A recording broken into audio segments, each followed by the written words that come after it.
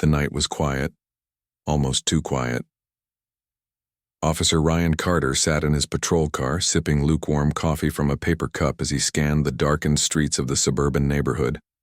The area was usually peaceful, with families tucked safely inside their homes and only the occasional bark of a dog breaking the silence.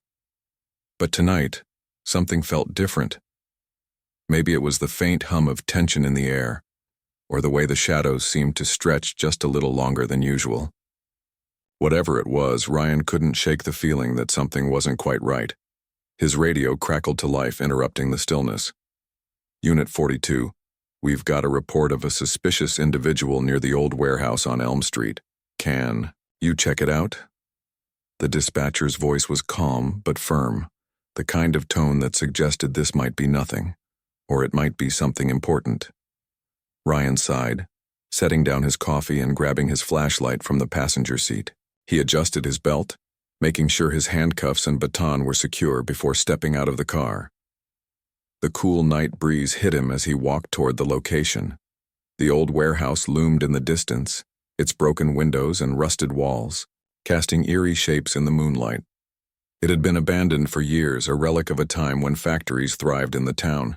Now it was more of a ghostly landmark, a place where kids dared each other to sneak into at night or where drifters sometimes sought shelter. As Ryan approached, his boots crunched against the gravel path leading up to the building. His flashlight beam cut through the darkness, illuminating scraps of trash and overgrown weeds. And then he saw him. A man was sitting on the curb a few feet away from the warehouse entrance, leaning forward with his elbows resting on his knees. He wore a worn leather jacket, faded jeans, and scuffed boots that looked like they'd seen better days. His hair was unkempt, streaked with gray, and his face bore the deep lines of someone who had lived through more than his fair share of hardships.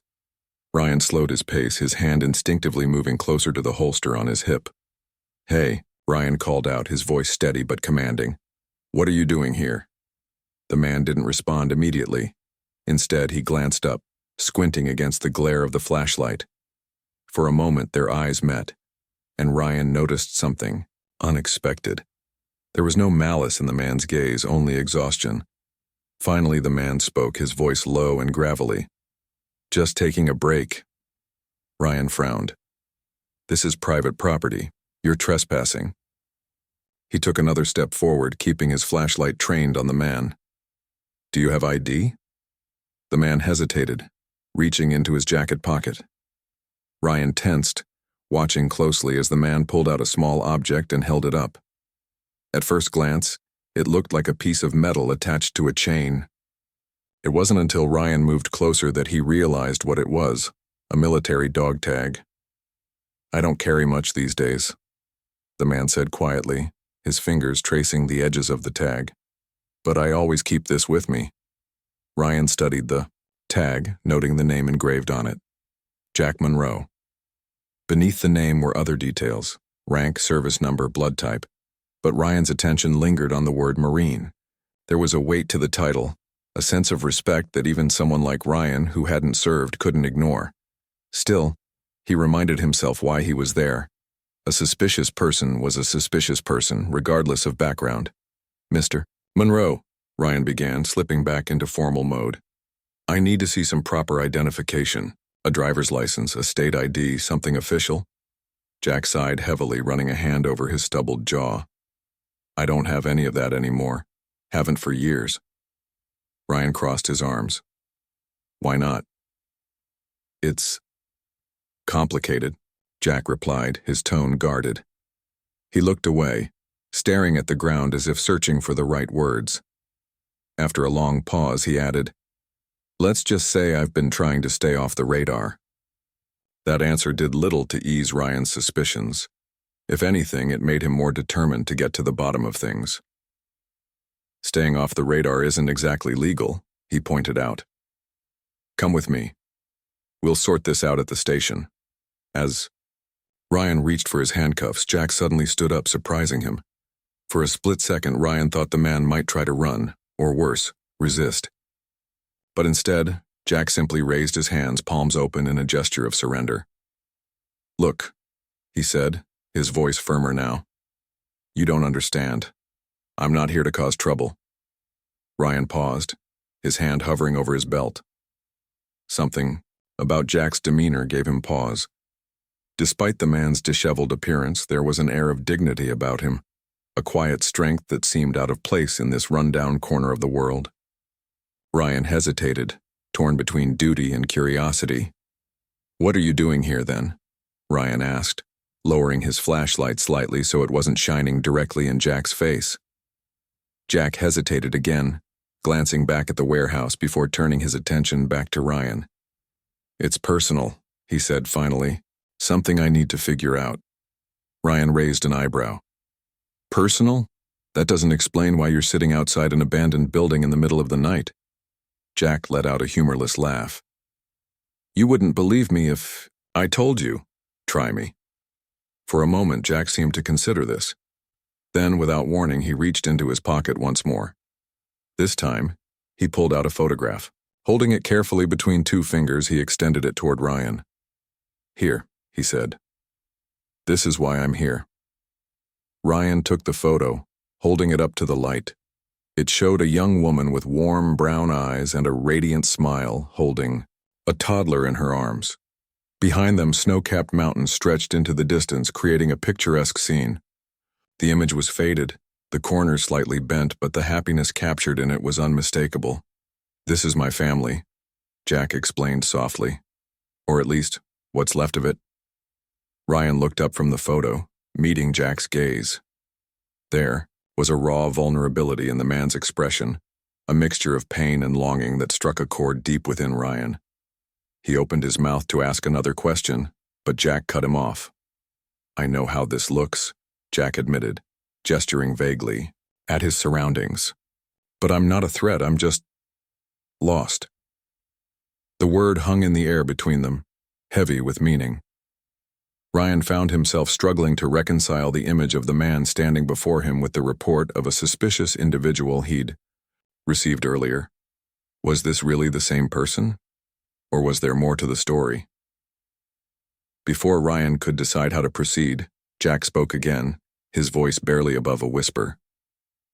"I fought for this country once. I gave everything I had. And now—" He trailed off, shaking his head. "Now I can't even find peace." Those words hit Ryan harder than he expected. They stirred memories of conversations he'd had with his own father, a retired firefighter who often talked about the sacrifices people made in the line of duty. Ryan's father had always emphasized the importance of empathy, of seeing beyond the surface to understand the struggles others faced. Standing there under the dim streetlight, staring at Jack Monroe, Ryan couldn't help but wonder if he was failing to do just that. He cleared his throat, shifting uncomfortably. "Tell me more," he said finally, surprising even himself. "Start from the beginning." Jack blinked, clearly taken aback by the request. For a moment, he simply stared at Ryan, as if trying to gauge whether the officer was sincere. Then, slowly, he nodded. "Okay," he said, "but it's not a short story." Ryan glanced at his watch, then back at Jack. "We've got time." And so, under the pale glow of the moon, Jack began to speak. His words painted a picture of a life marked by sacrifice, loss, and an unyielding search for redemption. Ryan listened intently, his initial skepticism gradually giving way to a growing sense of understanding. By the time Jack finished speaking, Ryan knew one thing for certain. This encounter was far from ordinary, and it would change both of their lives forever. Jack Monroe stood there, his hand still raised slightly as if to show he meant no harm. The dim light from Ryan's flashlight illuminated his face, revealing a mix of exhaustion and determination.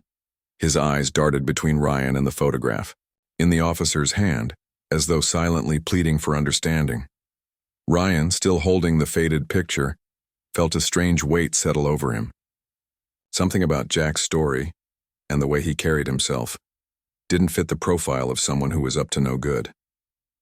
"Start from the beginning," Ryan repeated, lowering his flashlight so it wasn't shining directly into Jack's face anymore. "Who are they?" He gestured toward the photograph. Jack hesitated, his gaze dropping to the ground. For a moment, It seemed like he might not answer. But then he took a deep breath and began to speak, his voice steady but tinged with sadness. Her name is Emily Harper. She's Chris's little sister. Ryan frowned. Chris? My best friend, Jack explained. We served together in Afghanistan. He didn't make it back. The words hung in the air, heavy and final. Ryan shifted uncomfortably, unsure of how to respond. He'd heard stories like this before, tales of loss and sacrifice, but hearing them firsthand was different.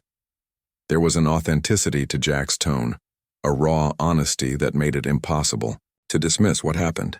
Ryan asked after a brief pause. Jack sighed, rubbing the back of his neck as if trying to ease some unseen tension. It was during our last mission. We were sent to secure a village that had been taken over by insurgents. Things went sideways fast. One of their snipers got the drop on us, and Chris, his voice cracked and he stopped for a moment, collecting himself. Chris pushed me out of the way, took the bullet meant for me. Ryan swallowed hard, feeling a lump rise in his throat. I'm sorry, he said quietly. It felt inadequate, but it was all he could think of. Jack nodded, his expression grim. So am I. Every damn day. He glanced down at the dog tag hanging from his fingers, turning it over absently. Before he died, Chris made me promise something.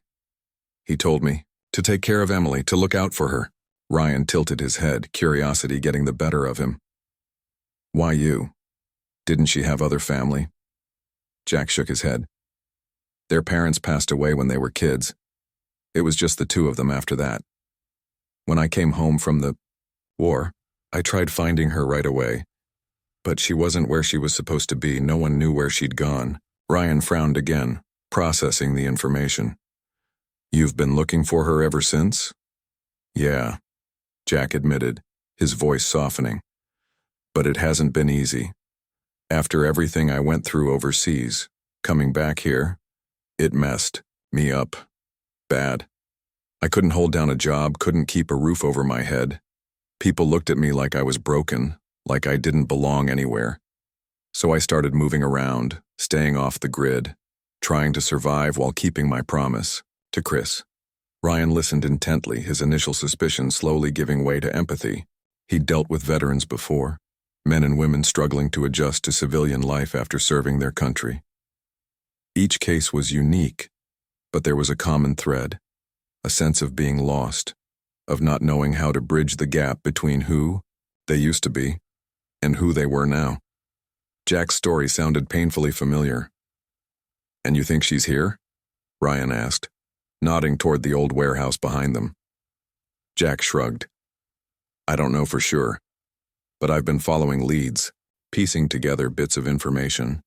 Someone mentioned this place. It's remote, abandoned. If she's hiding, it makes sense she'd pick somewhere like this. Ryan glanced at the warehouse, its crumbling walls casting long shadows in the moonlight. It did seem like the kind of place someone might go to disappear. Still, he couldn't shake the nagging thought that none of this added up. Why would a woman choose to live in such a desolate spot? And why would Jack risk drawing attention to himself by coming here? Why? Didn't you report any of this? Ryan pressed. There are resources for people in your situation. You could have reached out for help. Jack let out a bitter laugh. Help? From who? The VA? Social services? Believe me, I've tried. They gave me pills, told me to see a therapist. But none of that fixes what's really wrong. And besides, he trailed off, his jaw tightening.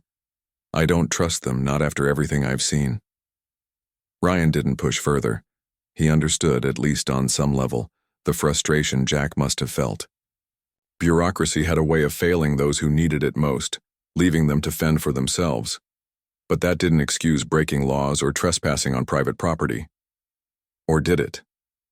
As if sensing Ryan's internal conflict, Jack spoke again. Look, Officer Carter, Ryan interjected. Ryan Carter. Carter, Jack corrected. I get it. You're just doing your job, but I'm asking you to hear me out. This isn't about me. It's about Emily. About keeping a promise to my best friend. If you arrest me now, I'll lose my chance to find her. And if something happens to her because of that? He trailed off, shaking his head. I couldn't live with myself. The sincerity in Jack's voice was undeniable. Ryan found himself torn between duty and compassion. On one hand, protocol demanded that he bring Jack in for questioning. Trespassing was a misdemeanor, sure, but ignoring it set a dangerous precedent. On the other hand, how could he justify arresting a man who was clearly desperate to reunite with the only family he had left? Ryan exhaled sharply, running a hand through his short-cropped hair. You realize how crazy this sounds, right? A marine-turned drifter wandering around an abandoned warehouse in the middle of the night, chasing ghosts? Jack smirked faintly, though there was no humor in it. Yeah, I do. But sometimes the craziest things turn out to be true. Ryan studied him for a moment longer, weighing his options. Finally, he made a decision. All right, he said, lowering his voice. Here's what we're going to do. I'll give you 10 minutes to check inside the warehouse. If there's nothing there, you come with me willingly, no resistance. Deal?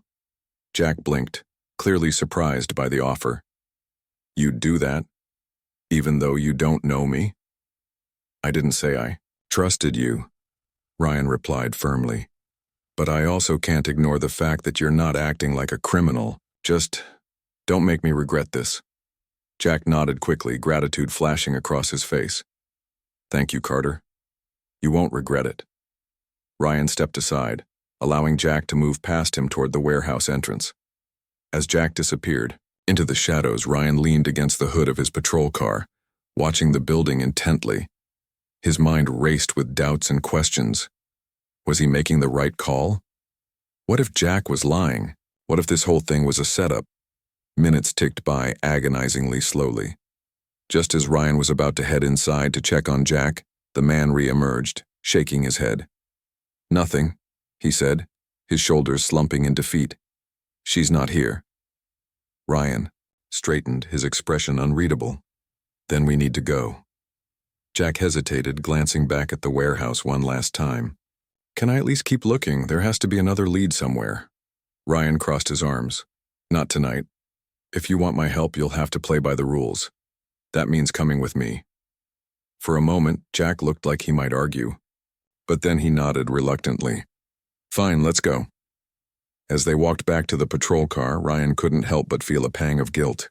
He knew he was doing his job, but part of him wondered if he was also closing the door on Jack's only hope. Still, he reminded himself that there were procedures in place for a reason. Maybe, just maybe, he could find a way to balance justice with compassion. Once they reached the car, Ryan opened the passenger side door for Jack. As the older man climbed in, Ryan noticed something tucked into the side pocket of his jacket, a folded piece of paper. Before he could ask about it, Jack caught his eye and offered a small, tired smile. Thanks for listening, he said quietly. Ryan nodded, closing the door behind him. As he slid into the driver's seat, he realized this was far from over. Whatever secrets Jack Monroe carried with him, they weren't going to stay buried for long. The ride back to the station was quiet, the kind of silence that felt heavy with unspoken thoughts. Ryan kept his eyes on the road, occasionally glancing at Jack in the rearview mirror. The older man sat slumped in the passenger seat, staring out the window as the darkened streets passed by. His face was a mix of exhaustion and frustration, the weight of his search clearly pressing down on him. Ryan couldn't help but feel a pang of sympathy, even though he knew he was just doing his job. Why didn't you reach out to anyone for help? Ryan asked finally, breaking the silence. There are organizations that assist veterans, people who could have helped you look for Emily. Jack turned his head slowly, meeting Ryan's gaze in the mirror. You think I haven't tried? Trust me, I've knocked on every door I could find. But it's not that simple. Most places want you to jump through hoops, fill out forms, wait months for appointments, deal with red tape. By the time anything happens, it's too late, and besides, he paused, his voice dropping. I don't exactly have a good track record with authority figures. Ryan frowned, gripping the steering wheel a little tighter. What do you mean? Jack sighed, leaning back in his seat. Let's just say, I've had my share of run-ins with the law. Not because I wanted to, but because life doesn't always give you choices. When you're homeless, people tend to assume the worst about you. Cops show up, ask questions, and before you know it, you're sitting in a cell for something you didn't even do. Ryan winced inwardly. He'd heard stories like this before. Tales of men and women who fell through the cracks after returning from war. It wasn't easy to reintegrate into society when your mind was still stuck on the battlefield. PTSD, unemployment, isolation. It was a recipe for disaster, and yet, hearing it firsthand made it impossible to ignore. "I'm not saying what happened to you is fair," Ryan said carefully. "But running around abandoned warehouses in the middle of the night isn't going to fix things either." "I know that," Jack replied sharply, then softened. "But what else am I supposed to do? Sitting around waiting for someone to hand me answers isn't getting me any closer to finding Emily. Every day I waste is another day she might be in trouble, or worse." Ryan didn't respond immediately. He understood where Jack was coming from, but he also knew the system well enough to realize how risky it was to bend the rules. Still, something about Jack's determination, and his obvious pain, made Ryan reconsider his approach. Maybe there was a way to help without completely abandoning protocol. When they arrived at the station, Ryan parked the car and turned off the engine. He stepped out, motioning for Jack to follow him inside. The fluorescent lights buzzed overhead as they walked through the doors, drawing curious glances from the few officers on duty. Ryan ignored them, leading Jack to a small interrogation room instead of booking him right away. "Wait here," Ryan instructed, closing the door behind him. Jack nodded silently, taking a seat at the table. As soon as Ryan left the room, he headed straight for his desk, pulling up records on his computer. If Jack was telling the truth, and Ryan had no reason to doubt him, then there might be a way to verify his story. He typed in Emily Harper and waited for the results to load. Minutes later, Ryan found himself staring at a screen filled with sparse information. There were only a handful of entries for the name, most of them outdated or incomplete. One record caught his attention, a missing persons report filed years ago by a local shelter. According to the details, Emily Harper had been living on the streets after fleeing an abusive relationship. She disappeared shortly after seeking refuge, leaving behind only a note thanking those who had helped her. Ryan leaned back in his chair, rubbing his temples. This wasn't much to go on, but it was enough to confirm that Jack's story had merit. Someone named Emily Harper did exist, and she had indeed gone missing under mysterious circumstances. Whether she was the same woman in the photograph remained unclear, but it was a start. Deciding to dig deeper, Ryan pulled up news articles and public records related to domestic violence cases in the area. After scrolling through several pages, he stumbled across something interesting, a court document detailing a restraining order filed against a man named Daniel Grayson. The name rang a bell, though Ryan couldn't quite place it. According to the file, Grayson had been accused of assaulting his girlfriend multiple times before she managed to escape. The girlfriend's name? Emily Harper. Ryan's heart sank as he read further. The case had been dismissed due to lack of evidence, and Emily had vanished soon afterward. It seemed Jack wasn't exaggerating when he said she might be in hiding. If Grayson was still looking for her, she could very well be in danger. Armed with this new information, Ryan returned to the interrogation room. Jack looked up as the door opened, his expression wary but hopeful. "Find anything?"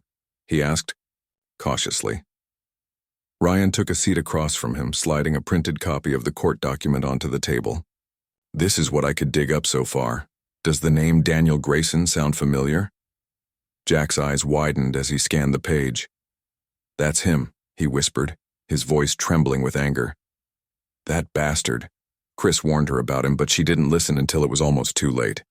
Ryan nodded grimly. "Looks like she got away from him, but not before he scared her enough to vanish completely. Any idea where she might have gone after that?" Jack shook his head, frustration evident in his clenched fists. "No. That's why I've been searching. Everywhere. I thought if I retraced her steps, maybe I'd find a clue. But it's like she dropped off the face of the earth." Ryan tapped the table lightly, thinking, "If she's hiding, she'll need resources, food, shelter, money. Did she have friends or family she could have reached out to? She doesn't have family, Jack replied. As for friends, I don't know. We weren't close growing up. She was always more of a sister to Chris than to me. Ryan leaned forward, his tone serious. Listen, Monroe, I can't just let you walk out of here. Breaking into private property is still illegal, and I have a job to do. But if you're willing to cooperate, I might be able to help you find her. Jack stared at him, disbelief written all over his face. You'd do that? Even though I broke the law? Ryan shrugged. Not officially, but unofficially? Yeah. Something tells me you're not the bad guy here. Besides, if Emily really is in trouble, we owe it to her and to Chris to try. For the first time since their encounter began, Jack smiled. A genuine, grateful smile that softened the lines on his weary face. Thank you, Carter. You won't regret this. Ryan stood up, gathering the papers from the table. Don't thank me yet. This isn't going to be easy. Finding someone who doesn't want to be found takes time and patience, and if Grayson's involved, we'll have to tread carefully. One wrong move and we could put her in even more danger. Jack nodded solemnly. Understood. Just tell me what I need to do. Ryan hesitated, weighing his next words carefully. First things first, we need to figure out where she might have gone. Start thinking about anyone she trusted, anyone who might have helped her disappear. Meanwhile, I'll keep digging into Grayson's background. If he's still looking for her, we need to know everything we can about him. Jack leaned back in his chair, his brow furrowed in concentration. There was one person, he said slowly. A diner owner named Linda Hayes. She used to let me crash in her storage room when I was traveling. Once, she mentioned helping a young woman get back on her feet. I didn't think much of it at the time, but now, Ryan's eyes lit up. That's a lead. Do you remember where the diner is? It's about an hour outside of town, Jack replied. Small place called Linda's Kitchen, hard to miss. It's the only diner for miles. Ryan grabbed his notepad, jotting down the details. All right, tomorrow morning we'll pay her a visit. See if she knows anything about Emily. Until then you're staying here, Jack raised an eyebrow. Here, as in jail? No, Ryan clarified. In a holding cell. It's not exactly 5-star accommodations, but it beats sleeping in an abandoned warehouse.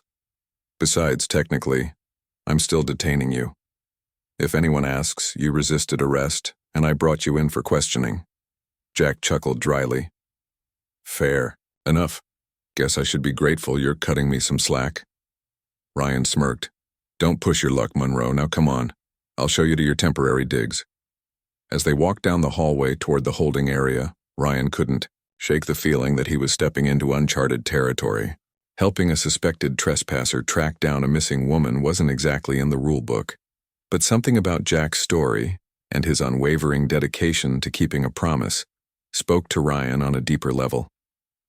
For the first time, in a long while, he felt like he was doing more than just enforcing the law. He was making a difference. And maybe, just maybe, he was giving Jack a second chance to find the peace he'd been searching for all along. The next morning, Ryan arrived at the station early, a thermos of coffee in one hand and a folder of notes in the other. He hadn't slept much the night before, his mind racing with questions about Jack Monroe and Emily Harper. Was he doing the right thing by helping Jack? What if this whole situation blew up in his face? Despite the doubts gnawing at him, Ryan couldn't shake the feeling that he was on the verge of something important, something bigger than just another routine arrest. Jack was already waiting in the holding area when Ryan arrived. The older man looked slightly more rested, though the dark circles under his eyes betrayed his exhaustion. When Ryan approached, Jack stood up quickly, his expression a mix of anticipation and anxiety. Anything new? Jack asked, his voice tinged with hope. Ryan nodded, handing him a cup of coffee. I did some digging last night. Found a few more leads, but nothing concrete yet. We're heading to Linda's Kitchen first thing. If she really helped Emily, she might know where she went. Jack took a sip of the coffee, nodding slowly. Thanks, Carter. I mean it. You didn't have to do any of this. I know, Ryan replied, his tone firm but not unkind. But I also know what it's like to lose someone you care about. If there's even a chance we can help Emily and honor Chris's memory, I think it's worth the effort." Jack smiled faintly, gratitude flickering in his eyes. "You remind me of him, you know. Chris always had this way of seeing the good in people, even when they didn't deserve it." Ryan shifted uncomfortably, unsure how to respond. He wasn't used to being compared to someone so selfless. Instead, he cleared his throat and motioned toward the door. "Let's get moving. It's a long drive, and I want to talk to Linda before lunch." The ride to Linda's kitchen was quiet, the hum of the engine filling the silence between them. Ryan drove while Jack stared out the window, his thoughts clearly elsewhere. Occasionally, Ryan glanced at him, wondering what memories were playing through his mind.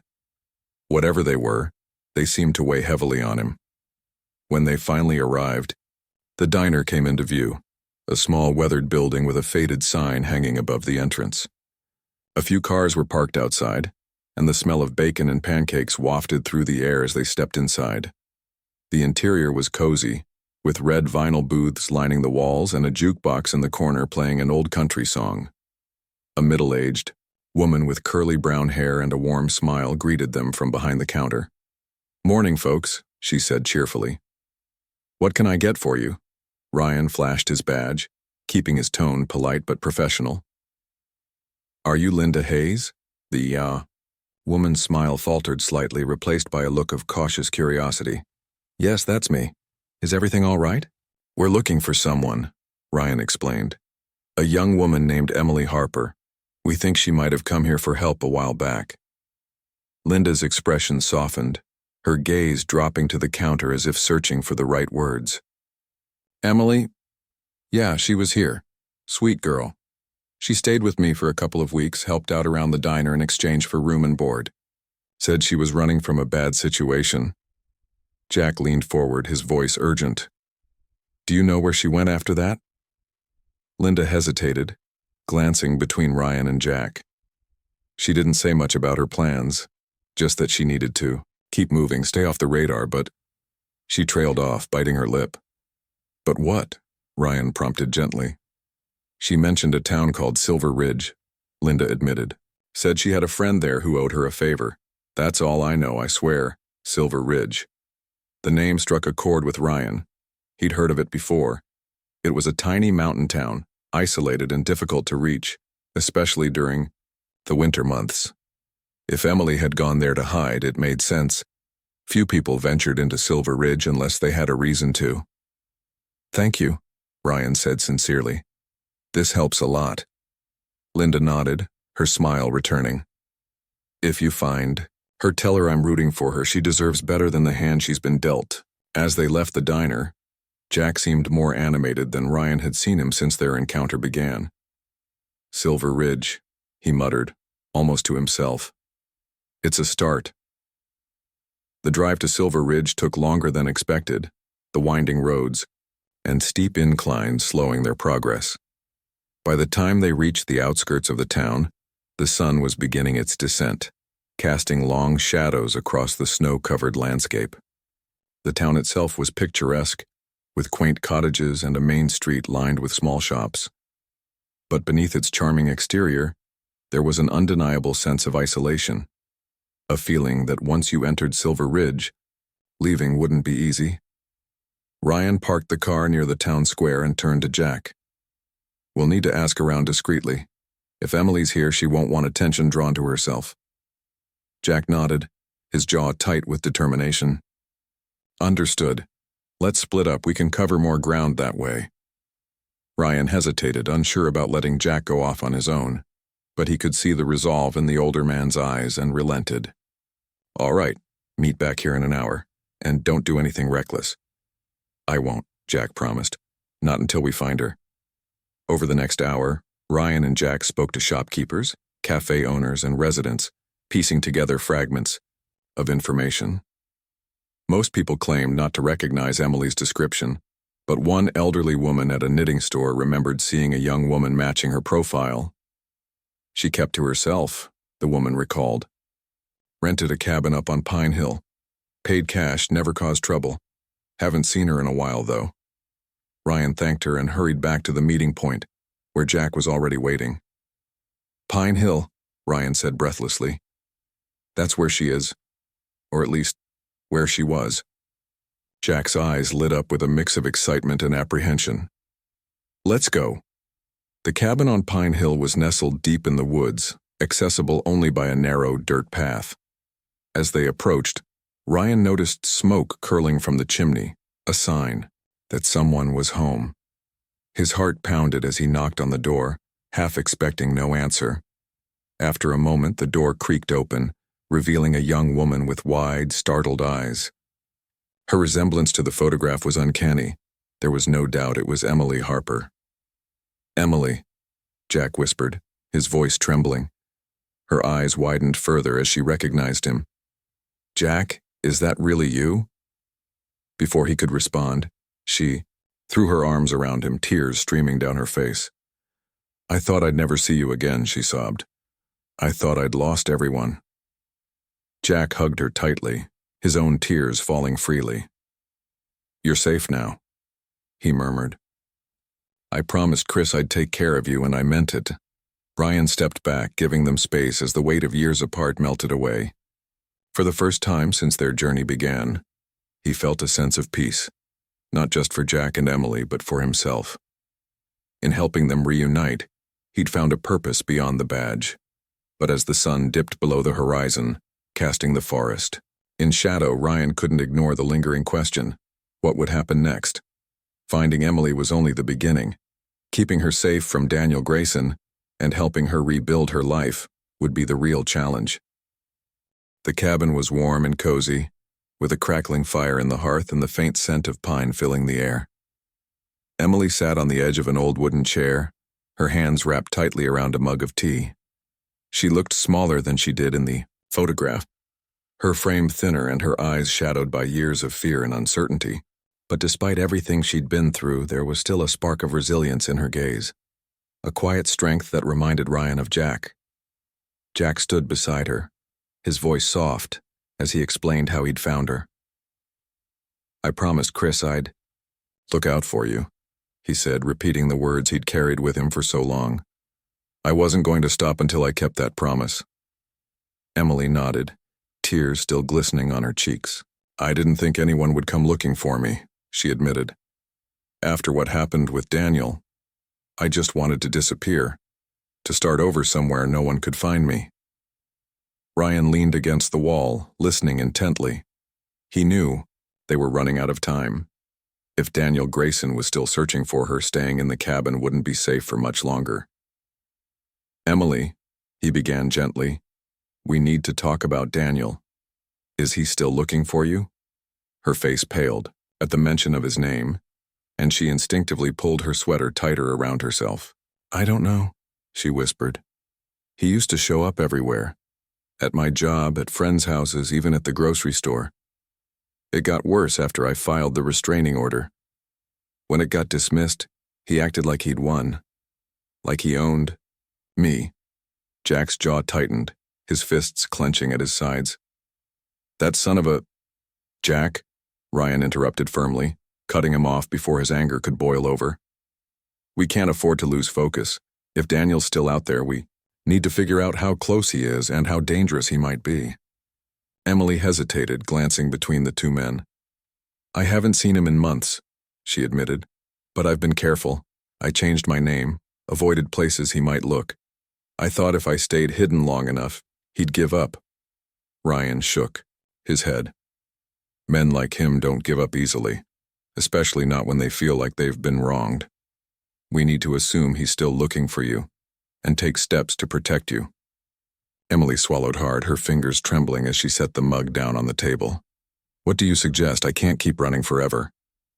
We'll help you, Jack said immediately, his voice firm. Whatever it takes, we'll make sure you're safe. Ryan nodded in agreement, though he knew this wouldn't be easy. First, we need to get you out of here. This cabin is too isolated. It's not secure. We'll take you somewhere safe, somewhere Daniel won't think to look. Emily bit her lip, clearly torn. And then what? Start over again? Every time I try to build a life, it gets ripped away from me. I know it feels impossible, Ryan said, his tone softer now. But this time will be different. You have us on your side. We'll help you create a new identity, set you up with resources, and make sure Daniel can't touch you. For a moment, Emily seemed to consider this. Then she nodded slowly, her resolve strengthening. Okay, she said quietly. Let's do it. The plan came together quickly. Ryan called in a favor from an old colleague who specialized in witness protection cases, asking for advice on how to relocate Emily without drawing attention. Meanwhile, Jack packed up the few belongings she had at the cabin, stuffing them into a duffel bag. They worked efficiently, knowing every second counted. By nightfall, they were ready to leave. The three of them piled into Ryan's patrol car, Emily sitting silently in the back seat while Jack rode shotgun. As they drove away from Pine Hill, Emily stared out the window, watching the forest fade into darkness behind them. "Where are we going?" she asked finally, breaking the silence. "A safe house," Ryan replied.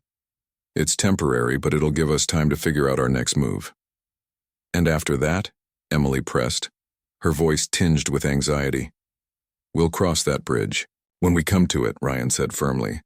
"Right now, the priority is getting you somewhere safe." The safe house was located in a quiet suburb an hour outside of Silver Ridge. It belonged to a retired sheriff who owed Ryan a favor, and he agreed to let them use it for as long as they needed.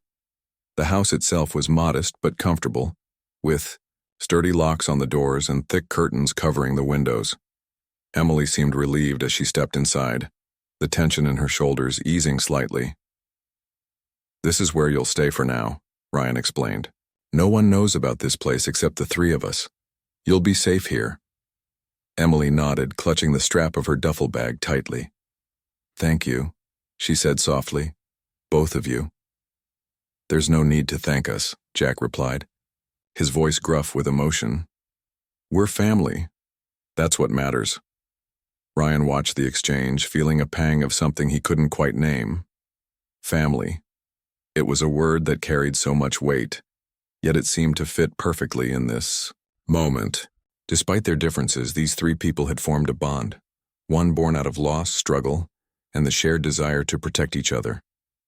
Over the next few days, Ryan and Jack worked tirelessly to ensure Emily's safety. Ryan reached out to local shelters and support groups, arranging for counseling services and financial assistance. Jack, meanwhile, took on the role of protector, staying by Emily's side and helping her adjust to her new surroundings. Slowly but surely, Emily began to open up, sharing fragments of her story with them. She told them about the early days of her relationship with Daniel, when he'd seemed charming and attentive, how quickly things had turned sour, his possessiveness escalating into jealousy, then violence. She described the nights she spent hiding in fear, the bruises she tried to cover with makeup, the lies she told to explain away her injuries. And finally, the day she summoned the courage to leave him, knowing it might cost her everything. Listening to her, Ryan felt a surge of anger, not at Emily, but at the system that had failed her. The restraining order should have protected her, but instead it had emboldened Daniel. The court's dismissal of her case had sent a clear message. Her pain didn't matter. Her voice didn't matter. But now, standing in the safe house with Jack and Emily, Ryan realized they had a chance to change that narrative. Together, they could give Emily the fresh start she deserved, a life free from fear. One evening, as they sat around the kitchen table eating dinner, Emily spoke up suddenly. "What happens if Daniel finds me?" The question hung in the air, heavy and unspoken. Ryan exchanged a glance with Jack before answering. "We're doing everything we can to make sure that doesn't happen," he said firmly. "But if it does, we'll handle it. You won't face him alone." Emily nodded, though her expression remained troubled. "I just wish this could all be over," she admitted. "I want to move on, to forget about him completely. But I'm scared it'll never truly end." "It will," Jack said, reaching across the table to squeeze her hand. "Not today, maybe not tomorrow, but someday. And until then, we'll fight for you, for Chris." Emily smiled faintly, her grip tightening around Jack's hand. "Thank you," she whispered. For everything. As Ryan cleared the dishes, he couldn't help but reflect on how far they'd come. What had started as a routine call about a suspicious individual had turned into something far greater, a mission to protect, heal, and rebuild. He didn't know what the future held for Emily, Jack, or himself, but for the first time in a long while he felt hopeful, because sometimes justice wasn't about enforcing laws. Sometimes it was about giving people a second chance and reminding them that they weren't alone. Weeks passed and life in the safe house settled into a fragile rhythm. Emily began to adjust to her new surroundings, finding comfort in the quiet routine of daily life. She spent her mornings reading books Jack had brought her from a nearby library and her afternoons helping Ryan organize supplies for local shelters, a small way of giving back to the community that was now protecting her. Though she still flinched at sudden noises and avoided answering the phone, there were moments when she smiled genuinely, as if the weight on her shoulders had lightened just a little. Jack stayed close, never straying far from the house. He took on odd jobs around the neighborhood, fixing fences, shoveling snow, anything to keep busy and contribute. It was clear he saw this as his purpose now, guarding Emily, honoring Chris's memory, and making sure no harm came to her. Ryan admired his dedication but couldn't help worrying about him too. Jack carried his own scars, ones that wouldn't heal overnight. Still, seeing him find meaning in protecting Emily gave Ryan hope, not just for Jack but for all of them.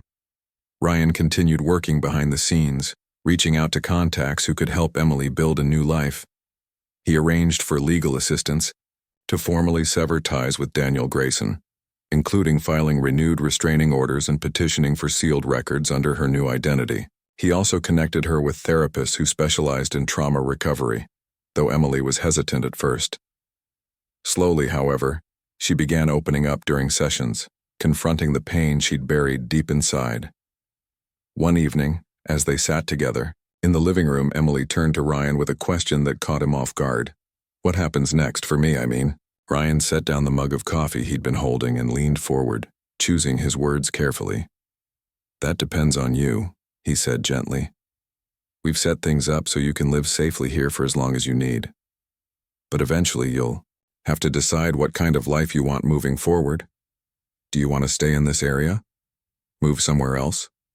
Start over completely?" Emily stared into the fire crackling in the hearth, her brow furrowed in thought. "I don't know," she admitted. "Part of me wants to leave everything behind, the past Daniel, even my old self, and start fresh. But another part of me feels like running away isn't enough, like I owe it to myself to face him one last time." Ryan exchanged a glance with Jack, who looked equally concerned. "Facing him isn't safe," Ryan warned. "Daniel's dangerous and we can't predict how he'll react if he finds you. Your safety has to come first."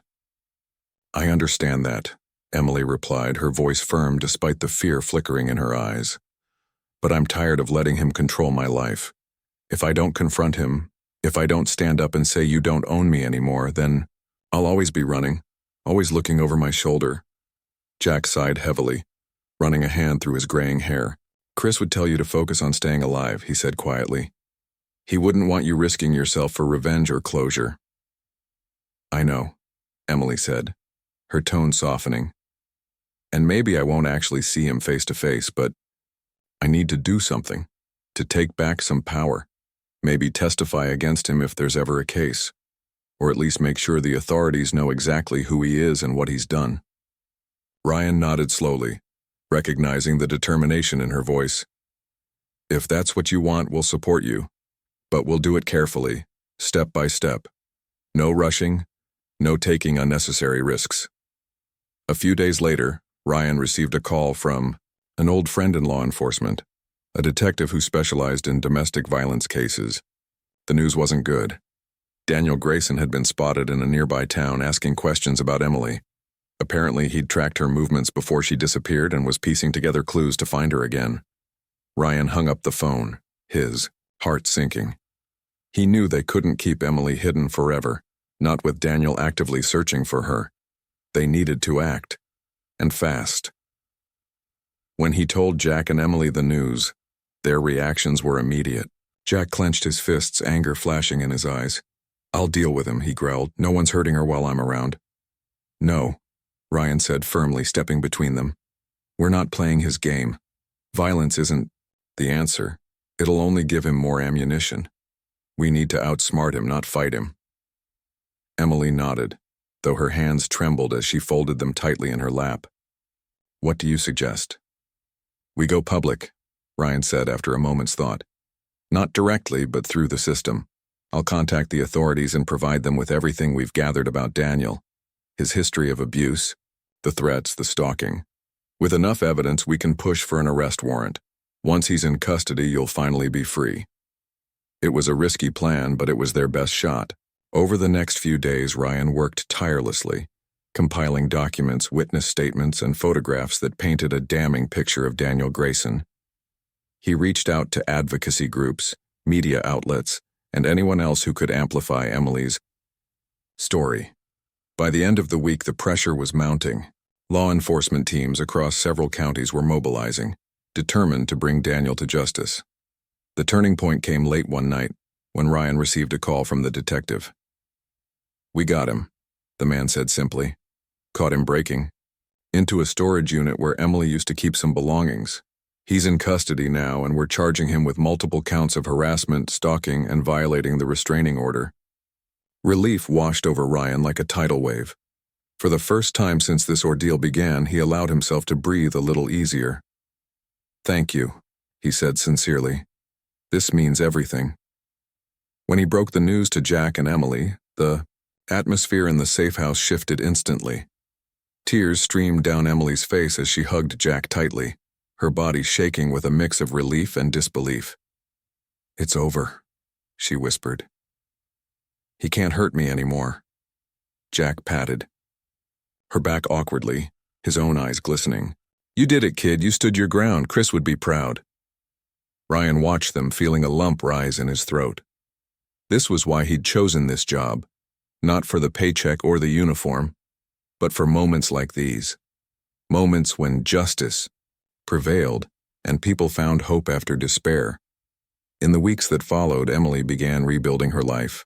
With Ryan's help, she secured a position at a local nonprofit organization, using her experiences to assist others fleeing abusive relationships. She rented a small apartment in a secure building, decorating it with secondhand furniture and bright flowers to make it feel like home. Though she still checked her locks twice before bed and jumped at loud noises, she was learning to trust herself and the world again.